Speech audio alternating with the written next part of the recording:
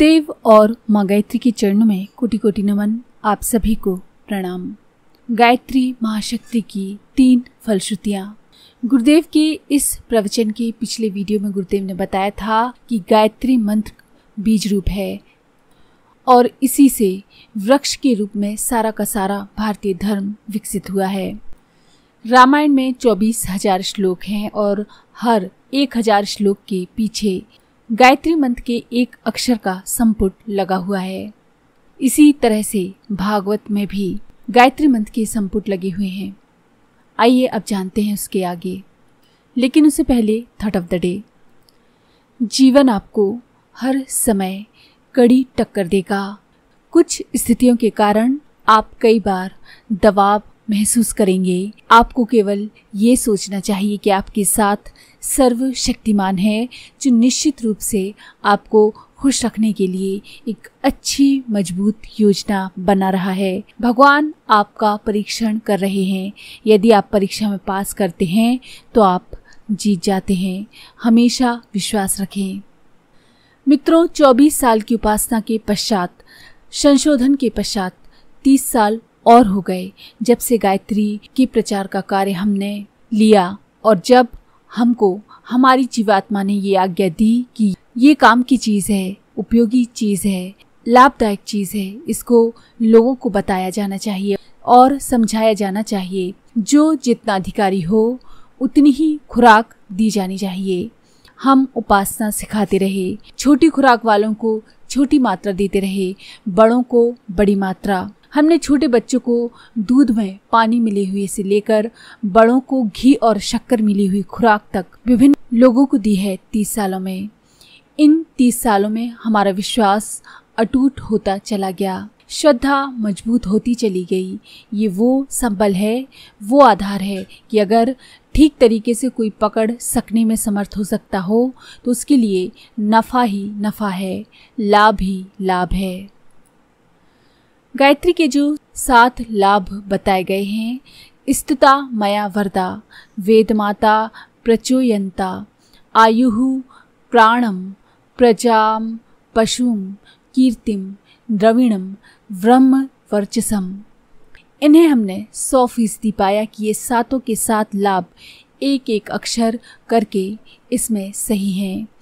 ये हमने अपने जीवन की प्रयोगशाला में साबित किया है, अपनी जिंदगी में परीक्षण किया है कि लाभ जो गायत्री के बताए गए हैं सही हैं।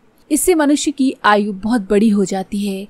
कितनी बड़ी हो जाती है बेटे, हम कुछ कह नहीं सकते, पर हमारे गुरु के बारे में अपना विश्वास है कि उनकी आयु 600 वर्ष से कम नहीं हो सकती। गायत्री मंत्र का जप करने वाले की आयु बहुत बड़ी हो सकती है। ये तो आप अपने गुरु की बात बता रहे हैं, तो फिर आपकी उम्र कहाँ रही? बेटे, हमारी उम्र बहुत बड़ी है, 70 वर्ष की उम्र होने को आई, पर सही बात यह है कि 70 साल हमारी उम्र नहीं है, हम 350 वर्ष के हैं। 70 × 5 = 350। आप 350 वर्ष की कैसे हो सकते हैं? हम इसलिए हुए कि 5 आदमी मिलकर के जितना काम करते हैं उतना हमने अपनी जिंदगी में किया। ग्रंथ हमने जितने लिखे, अगर एक आम आदमी जिंदगी में लिखने के अलावा दूसरा कोई काम ना भी करे तो भी नहीं कर सकता। और हमने क्या किया? सारी जिंदगी भर एक आदमी तप करता रहा। जिंदगी के अधिकांश समय में हमारा 6 घंटे रोज दैनिक उपासना में चला गया। इस तरह एक आदमी ने पूरा का पूरा श्रम गायत्री उपासना में किया। एक आदमी ने संगठन किया है। हमने देश भर का संगठन किया। हिंदुस्तान में और सारे संसार में जो लोग हमको गुरुजी कहते हैं और जिन्होंने हमें देखा है, जो हमारी बात को सुनते हैं, मानते हैं, जिन्होंने दीक्षा ली है, वे करोड़ों की तादाद में हो सकते हैं। एक आदमी ने इतना बड़ा संगठन 30 साल में खड़ा किया हो, मैं समझता हूँ इतिहास में ऐसा उदाहरण कभी नहीं मिला होगा। मरने के बाद तो लोगों ने किए हैं। ईसा के मरने के बाद सेंट पॉल ने ईसाई धर्म का विस्तार किया था, तब फैला था वह धर्म। बुद्ध भगवान का मिशन उनकी ज़िंदगी में नहीं फैल सका, बहुत छोटा सा था। सम्राट अशोक ने अपना सारा राज्य बुद्ध मिशन के लिए लगाया, तब कहीं उनका विस्तार हुआ। 30 साल में हमने विस्तार की व्यवस्था बनाई है। और एक आदमी रह गया जो हमेशा कहीं और किसी दुनिया में रहता है, संतों के पास रहता है, ज्ञानियों के पास रहता है, तपस्वियों के पास रहता है। उनसे हम गर्मी प्राप्त करते रहते हैं, शक्ति प्राप्त करते रहते हैं, पूछताछ करते रहते हैं। एक और भी हमारा है जो जगह जगह जाता रहता है। अक्सर लोग कहते हैं कि क्यों साहब, हमने सुना है कि आप वहाँ के यज्ञ में गए थे और लोगों ने देखा था। ये भी हो सकता है। स्थूल ही नहीं, शरीर सूक्ष्म भी होते हैं। सूक्ष्म शरीर से हमको जगह जगह जाना पड़ता है, जगह जगह काम करने पड़ते हैं। 5 व्यक्तियों की हमने बराबर जिंदगी जी और 350 वर्ष की उम्र हो गई। ये है हमारी आयु। प्राण, प्राण माने साहस, हिम्मत। हम में बहुत हिम्मत है। कितनी हिम्मत है? सारे के सारे पंडित और पुरातनवादी लोग ये कहते हैं कि महिलाओं को गायत्री का जप नहीं करना चाहिए और ब्राह्मण के अलावा किसी को नहीं करना चाहिए। हम अकेले ने कहा हर बिरादरी के लोग कर सकते हैं और महिलाएं भी कर सकती हैं। पंडितों, शंकराचार्य, सभी से हमने लोहा लिया। सारी दुनिया में उल्टी हवाएं बह रही हैं, प्रवाह बह रही हैं। इनको मोड़ देने के लिए हमें बहुत ताकत है। इतनी ताकत है कि जिस तरीके से मछली बहती हुई धारा को छलछलाती हुई, चीरती हुई चली जाती है, उसी तरीके से हम अकेले निकल जाते हैं। कहाँ से आता है ये प्राण? गायत्री में से आता है। गायत्री ने और क्या क्या दिया? हमको दीर्घ जीवन दिया, लंबी आयु दी, प्राण दिया, हिम्मत दे दी, बहादुरी और साहस दे दिया, शक्ति दे दी, प्राण, प्रजा और संतानें दे दी। कितनी संतानें दी हम कह नहीं सकते। हमारी संतानें जहाँ पैदा होती हैं तो मूंछों समेत पैदा होती हैं, और लड़कियाँ पैदा होती हैं तो मैट्रिक पास करके पैदा होती हैं। कीर्ति यश के बारे में हमारे मुंह से शोभा नहीं देता, पर हम एक ही बात कहते हैं कि संसार के पढ़े लिखे लोगों में से कभी किसी से ये पूछें कि आचार्य जी नाम के कोई व्यक्ति थे, तो वो छूटते ही कहेगा कि हम जानते हैं उन्हें। हिंदुस्तान ही नहीं, संसार की प्रत्येक लाइब्रेरी में जाइए और जाकर पूछिए कि चारों वेदों के भाष्य आपके यहाँ हैं क्या? उत्तर में हाँ मिलेगा। नास्तिक देशों की बात मैं कहता हूँ, आप पूछिए क्यों साहब, इस नाम के व्यक्ति को आप जानते हैं? हमारा यश किसी सीमा में बंधा नहीं है, संप्रदाय में नहीं, केवल हिंदू धर्म में नहीं, वरन सारे विश्व में है। ये यश कहाँ से आ गया?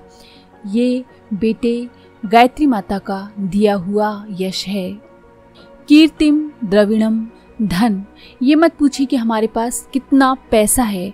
अभी पीछे वाली जमीन खरीदी है और जब अगली बार वसंत पंचमी पर आएंगे तो यहाँ नगर बसा हुआ मिलेगा, महल दिखाई पड़ेगा।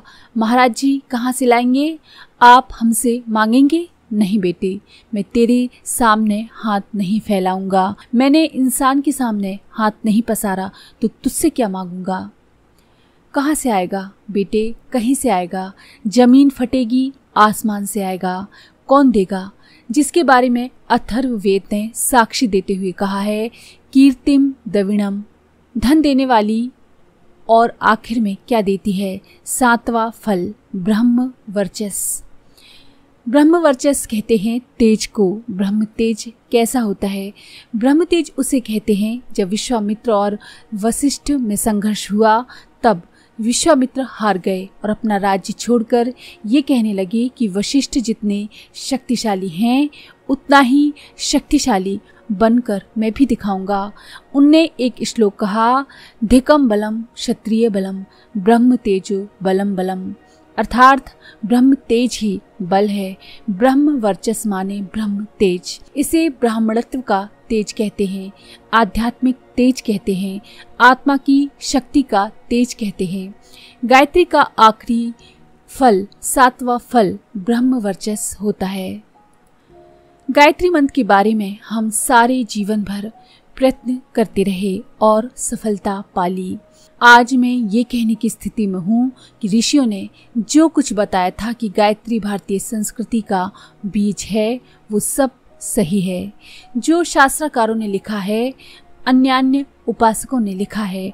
हम आज ये कहने की स्थिति में हैं कि वो सही है। आप कहते हैं या कोई गवाही भी है? हाँ बेटे, हमारी गवाही है। हमारी जिंदगी के प्रत्येक पन्ने को खोलते चले जाइए। वो एक गवाह के रूप में अपना बयान देगा और अपनी हिस्ट्री बताएगा। वो ये बताएगा कि गायत्री उपासना करते हुए 55 साल में हमने ये पाया और ये किया, तो महाराज हमें भी मिल सकती है। इसलिए तो तुम्हें बुलाया है। जो हमारे लिए संभव है वो आपके लिए भी है। गायत्री आपके ऊपर भी कृपा कर सकती है।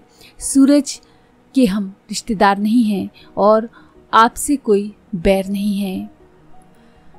आप धूप में खड़े हो जाइए, सूरज की रोशनी आपको भी मिल सकती है और हमको भी। चंद्रमा की छाया में आप भी बैठ सकते हैं और हम भी। तो आज के लिए